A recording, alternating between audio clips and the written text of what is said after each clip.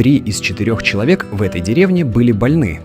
Слабость, тошнота, странные болезни без названия. Врачи разводили руками. А причина была прямо у них под носом. Точнее, в кружке с водой, которую они пили каждый день. Это не кино, это Урал, весна 1949 года. За колючей проволокой без единой отметки на карте и предупредительных знаков стоял завод. Официально его не существовало.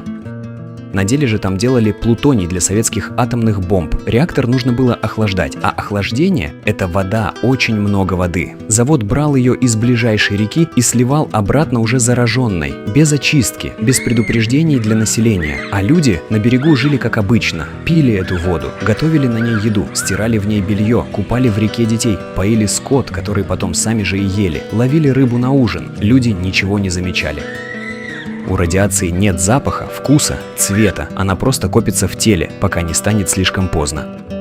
А потом начали происходить странные вещи. У людей без причины падали силы, кружилась голова, тошнота без видимой причины. И неважно, был это старик, ребенок или взрослый мужчина, кровь переставала сворачиваться как надо. Синяки появлялись от легкого прикосновения. Врачам пришлось придумать для этого специальный термин «хроническая лучевая болезнь».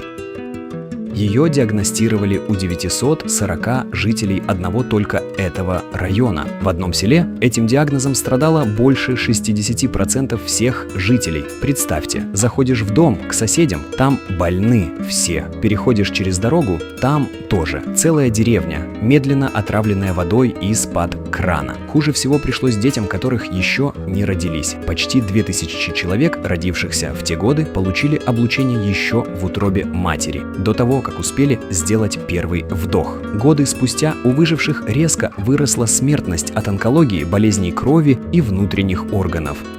Ученые оценивают общее число облученных в этом районе в 124 тысячи человек. И знаешь, что самое дикое? Часть тех сел расселили только через 60 лет. Не в 90-х, не в 2000-х, а в 2010-х годах. Десятилетиями люди продолжали жить и рожать детей на Земле, которую сами ученые признали смертельно опасной.